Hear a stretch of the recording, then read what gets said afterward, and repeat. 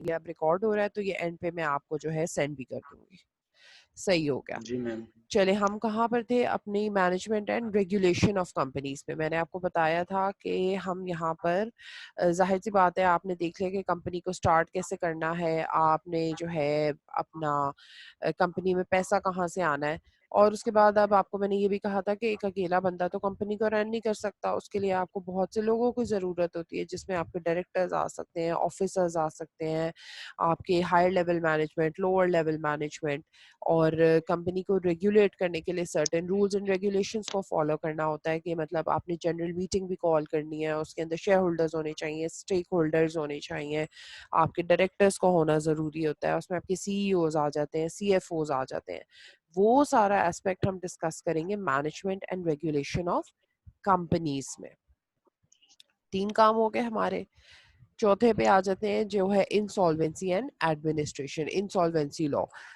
आपने अपनी तरफ से हर काम, हर मुमकिन कोशिश की, आपने अच्छा जो है बिजनेस का कॉन्स्टिट्यूशन भी अच्छा बनाया, आपने पैसा भी लगाया, आपने बंदे भी अच्छे रखे, by any how bad luck होगी, आपका बिजनेस नहीं चला, ठीक हो गया, आपको लगता है कि अब मैं मजीद लोगों की सैलरीज नहीं हम पे कर सकते अपने एम्प्लॉयज़ को, या हम बैंक्स का पैसा वापस नहीं कर पाएंगे, हम लोग लॉस की तरफ जा रहे हैं, या हम बैंकरप्ट होने वाले हैं, तो हम क्या करेंगे, अपनी कंपनी को बंद करने का सोचेंगे। अब बैठे बिठाए तो कंपनीज बंद नहीं होती हैं या बिजनेसेस बंद नहीं होते हैं, उनको बंद करने के भी सर्टेन रूल्स एंड रेगुलेशंस होते हैं कि आपने जहां से भी अपनी कैपिटल एंड फाइनेंसिंग की हुई है, जो बिजनेसेस जो आप रन कर रहे हो, जहां से पैसा लिया गया है, वो पैसा किस ऑर्डर में वापस होगा, आपने अपने एम्प्लॉयज को कितना पे करना है, कब तक पे करना है, ठीक है, या जो भी आपने पेपर वर्क फॉलो करना है, ये सारा कुछ होगा इंसॉल्वेंसी लॉ में। इनकेस आपकी कंपनी बंद हो रही है तो आपने उसको बंद कैसे करना है, लीगली भी फाइनेंशियली भी। सही हो गया।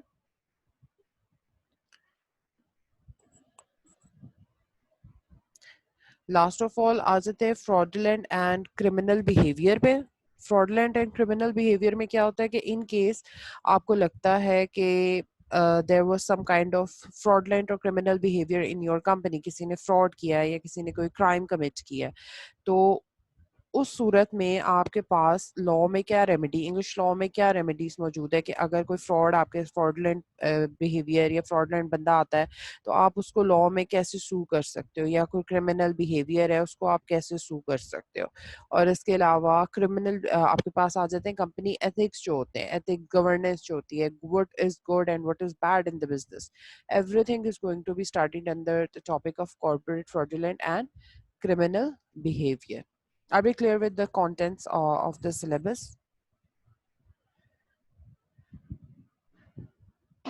जी चलें, सही है। पेपर फॉर्मेट का आपको थोड़ा सा आइडिया दे देती हूँ। आपका ये जो F4 है, इसमें पास रेट तो आपको पता है थ्रू आउट हमारा जो है वो सारा का सारा 50% ही है ACCA में। आपने 50% कम से कम स्कोर आपको करना पड़ेगा अपना पेपर पास करने के लिए, बेशक आप CBA अटेम्प्ट कर रहे हो। अच्छा, आपने CBA अटेम्प्ट करना है या आपने पेपर बेस्ड पेपर देना है? सीबीआई। CBA अटेम्प्ट करोगे ना, तो CBE में हमारे पास होंगे 2 सेक्शंस में हमारा जो एग्जाम पेपर है वो डिवाइडेड है। सेक्शन ए में हमारे पास 45 MCQs होंगे, ठीक है। हर MCQ या 1 मार्क का होगा या 2 मार्क्स का होगा, जिससे टोटल हमारे 70 मार्क्स बन जाएंगे। सेक्शन बी में हमारे पास 5 क्वेश्चन होंगे, जिसमें एक एक क्वेश्चन वर्थ 6 मार्क्स होगा। वो अब जरा एक्सटेंसिव क्वेश्चन होगा, वो जाहिर सी बात है जैसे जैसे हम सिलेबस फॉलो करते जाएंगे और एंड पे हम जब क्वेश्चन प्रैक्टिस करेंगे तब मैं आपको बताऊंगी, लेकिन वो एक ऐसा क्वेश्चन होगा जो 6 मार्क्स का होगा, और उसी के अंदर उस क्वेश्चन को डिफरेंट सेक्शंस में डिवाइड कर दिया जाएगा ताकि आप उसको इजीली आंसर कर सको, और वो हो जाएगा 30 मार्क्स का, जिससे पहले सेक्शन के 70 मार्क्स और सेकंड सेक्शन के 30 मार्क्स, और उसके टोटल हो जाएंगे 100, और 100 में से 50 स्कोर आपको जो करना है वो जरूरी है। ये आपका एग्जाम फॉर्मेट है, सिंपल सा।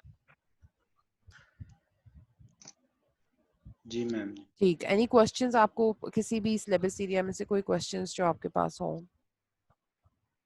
मैम जी, कोई बी में ये भी चॉइस ही होगी ना, मल्टीपल? नहीं नहीं, इसमें 5 क्वेश्चन है, आपने सारे अटेम्प्ट करने हैं, आपके पास इधर चॉइस कोई भी नहीं है। अच्छा मैम जी। हाँ, पहले आपने क्वेश्चन सारे अटेम्प्ट करने हैं, चॉइस वाला इसमें कोई चक्कर नहीं है। आपने पहला वाले में 45 क्वेश्चन है, आपने 45 आंसर करने हैं, और सेक्शन बी में 5 क्वेश्चन है, तो आपने 5 ही आंसर करने हैं। उसमें बस मार्क्स जी का मैम। फर्क आ रहा है, थोड़े पहले वाले में थोड़े जो छोटे छोटे क्वेश्चन होंगे, और जो एक्सटेंसिव, जो ज्यादा, जिसमें केसेस आपने पूरे पूरे स्टडी करने होंगे, जिसमें आपको पता पूरा एक सिचुएशन बताई जाएगी कि अगर ऐसा केस आ जाता है तो फिर उस सूरत में आपके पास क्या जो है रेमेडीज मौजूद हैं, या जो भी नेचर ऑफ क्वेश्चन हुआ। लेकिन एक्सटेंसिव क्वेश्चन जो है वो सेक्शन बी में आएंगे।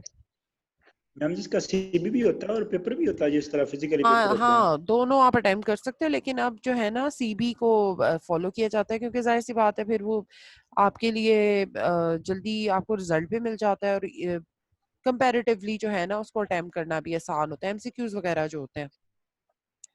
वो जो पेपर होता है वो भी एमसीक्यूज ही होते हैं ना? हाँ होते हैं, तो उसमें भी एमसीक्यूज ही है, लेकिन जब आपके पास दोनों ऑप्शन अवेलेबल है तो आप सीबी दे दो। जी मैम जी, यही ठीक रहता है। हाँ, क्योंकि उसका रिजल्ट भी उसी टाइम जनरेट हो जाता है ना, इट्स क्विक एंड इजी। अच्छा मैम। हम्म। कोई और क्वेश्चंस आपके पास? No. Okay, syllabus I hope आपको सारा क्लियर है। जी मैम। हाँ, और आप जो है मुझे बस ये बता दो कितने टाइम फ्रेम में आप अपना सिलेबस खत्म करना चाह रहे हो, बिकॉज हर स्टूडेंट की अपनी प्रेफरेंस होती है कि हम 2 मंथ्स में करना चाहते हैं या हम 3 मंथ्स में करना चाहते हैं। आपका जल्दी है? क्योंकि मेरा ख्याल है आप 4 पेपर अटेम्प्ट कर रहे हो, तो आपके लिए थोड़ा मुश्किल हो जाएगा कोप अप करना, नहीं? मैं 4 की तैयारी करने लगा ना, तो उसके बाद मैं एक एक वीक का होता है, टाइम होता है, तो मैं वीक में, उस वीक में फिर दोबारा तैयारी करके एक एक पेपर फिर दूंगा आराम ठीक हो गया, तो से। मोस्ट प्रोबेबली दिसंबर वाली सिटिंग दोगे आप? जी मैम जी। सही हो गया, चले टाइम तो सही है, अच्छा सा इसको प्रिपेयर करके कर लेंगे। मैम और दिसंबर में तो, इसका दिसंबर में तो नहीं होता। एक वीक होता है, एक वीक में जस्ट एक वीक पहले आपने वो करना होता है। हाँ, वो लेकिन करके इसमें अभी वो टाइम स्पैन आप देखो ना, क्योंकि देखो अब तो आ गया ना जुलाई, तो खत्म हो गया, इसको तो आप कंसिडर ना करो ना। ठीक है, तो अगस्त सितंबर अक्टूबर नवंबर है हमारे पास, तो फिर आप अगर बाय लेटेस्ट भी हम 2 मंथ्स तो हमें लगेंगे सिलेबस खत्म करने में। जी मैम जी। हाँ, तो आप देख लेना, क्योंकि सीबीज तो होते हैं, और अभी तो वैसे मेरा ख्याल है अभी कोई डेट्स भी नहीं उन्होंने दी हैं, जो अभी हालात चल रहे हैं, अभी तो कोई डेट्स नहीं आई सीबीज वगैरह की भी। जी मैम जी। हाँ, तो फिर इसलिए वैसे ही मैं पूछ रही थी, लेकिन आप देख लेना, अगर आप अर्ली भी अटेम्प्ट करना चाहते हो तो we can finish the syllabus in 2 months, no problem. जी ठीक है मैम जी, आप 2 मंथ में कर लें। हाँ ठीक हो गया, चले वो कर लेंगे, 2 मंथ्स में कर लेंगे। और बाकी आप कब से ज्वाइन करना चाह रहे हो? नेक्स्ट वीक से, मंडे से? मैं जी मैं फ्री हूँ, आप सुबह से कर लें, आज से कर लें, जिस दिन आपको। ठीक हो गया, क्योंकि फिर हम जो है ना प्रॉपर मैं लेक्चर स्टार्ट कर दूंगी, क्यों जब एज सुन एज आपकी जो पेमेंट है वो क्लियर हो जाएगी मिस्टर बिया के साथ। जी ठीक है मैम जी। ठीक हो गया। तो I hope you are content with today's जो है आज जो भी ओरिएंटेशन हुई है, आई होप आपको इसमें कोई टीचिंग स्टाइल वगैरह में कोई इशू, या आप एनीथिंग कि आप और ज़्यादा क्योंकि देखो अगर मैं ज़्यादा उर्दू भी यूज़ करूँगी, मैं आपको हर चीज़ ट्रांसलेट करके बताऊंगी, तो फिर आपके लिए पेपर अटेम्प्ट करना मुश्किल हो जाएगा ना, क्योंकि इसमें जो F4 नहीं का मैम जो जी, इतना है। उर्दू में नहीं है, आप हाँ इंग्लिश में भी कर सकते हैं, कोई मसला नहीं है, हाँ, वो नहीं मैंने। क्योंकि जब तक आपको फिर ये एक ऐसा पेपर है ना जिसमें आपको हर टर्म का, क्योंकि ये ऐसे टर्म्स हैं, ऐसे वर्ड्स हैं कि जो जब तक आपको नहीं पता होंगे, जब तक आपको इनके एक्चुअल इंग्लिश डेफिनेशंस नहीं पता होंगे, आप क्वेश्चन नहीं आंसर कर सकोगे अपने एग्जाम में, क्योंकि यहाँ कोई वर्किंग तो करनी ही नहीं है। यहाँ तो एज इट इज जो थ्योरी में लिखा हुआ है एज इट इज आपको पता होना चाहिए ना। जी मैम जी। हाँ, ऐसी है। तो बस टेस्ट का क्या शेड्यूल होगा, टेस्ट वगैरह और? वो टेस्ट पता है, एक तो आप देखो आप एक प्रोफेशनल लेवल पे हो, तो यहाँ पे आप स्कूल वाली टेस्टिंग तो एक्सपेक्ट ना करो कि मैं पहले टेस्टिंग करूंगी फिर आपकी मार्किंग होगी। हाँ, असाइनमेंट्स वगैरह हम कर सकते हैं। और अगर आपने बुक कौन सी फॉलो कर रहे हो आप, बीपीपी या ये आपकी कौन सी वाली, कैपलन की कौन सी वाली फॉलो कर रहे हो आप? मैम जी कोई भी नहीं कर रहा, आप जो बेहतर है वो बता दें, वो कर लेते हैं, अब मेरा आपसे ख्याल है करना है आप तो ना आप। बीपीपी की फॉलो करो, बीपीपी की जो बुक्स आती हैं आप इसी से में दो फॉलो कर सकते हो ना, कैपलन की और बीपीपी की। तो F4 के लिए मैम जी मैं इसमें एक रेकमेंड करती टेक्स्ट, हूँ बीपीपी। एक एग्जाम किट होती है, एक स्टडी टेक्स्ट होती है, स्टडी करनी है या एग्जाम किट स्टडी करनी है? टेक्स्ट में से तो हम सिलेबस खत्म करेंगे ना, तो जैसे जैसे हम अपने यहाँ से खत्म करते जाएंगे पार्ट्स, और उसके बाद एक सर्टेन पॉइंट पे आके हम अपनी क्वेश्चन प्रैक्टिसिंग शुरू कर देंगे, वो जो एग्जाम बेस्ड होती है, जो मतलब आपको पता चलेगी आपने किस तरह के क्वेश्चंस अपने एग्जाम में अटेम्प्ट करने हैं। दोनों चीज, दोनों आपके पास होना जरूरी है। जी ठीक है मैम। और वैसे मेरे पास जो है वो सॉफ्ट में पड़ी हुई है, तो इनकेस इफ अगर आप हार्ड कॉपी के साथ जो है वो ज़्यादा कंफर्टेबल हो, तो you can buy text books for your self, but I have the soft copies as well if you need them, तो वो भी मैं आपको सेंड कर दूंगी। मेरे पास वो पीडीएफ फाइल में पड़ी हुई है, मैं जो कर दें दोनों का। वो मैं आपको कर दूंगी। वो आप फिर गो थ्रू कर लेना टेक्स्ट भी और जो किट है। लेकिन अभी तो हम ये स्लाइड से स्टडी करेंगे, थोड़ा ऑडियो लेक्चर्स होंगे, और उसके बाद थोड़ा जब मुझे पता होगा कि अब आप क्वेश्चन अटेम्प्ट करना कर सकते हो, तो फिर हम अपनी जो है वो प्रैक्टिस किट के ऊपर चले जाएंगे और वहां से हम क्वेश्चंस अटेम्प्ट करना शुरू कर देंगे। जी ठीक है मैम। सही हो गया। सो इंशाल्लाह कल सुबह फिर जब भी हम लोग कर लेंगे अपना स्केड्यूल सेट कर लेंगे, और उसके बाद फिर हम अपनी प्रॉपर जो है वो सिलेबस वाली क्लास स्टार्ट कर देंगे। सही हो गया। जी ठीक है मैम, सुबह फिर सुबह से करना है या किस दिन से? नहीं, आप जिस दिन से कंफर्टेबल हो, मुझे कोई इशू नहीं है।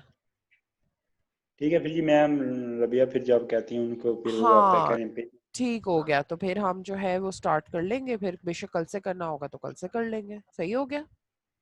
जी ठीक है मैम जी, और एक बात, आपने जो रिकॉर्डिंग होनी है ना लेक्चर की, वो लेक्चर के बाद मुझे सेंड कर देनी है प्लीज़ ज़रा। वो आपको मैं, आप मुझे अपना एक ईमेल आईडी देंगे।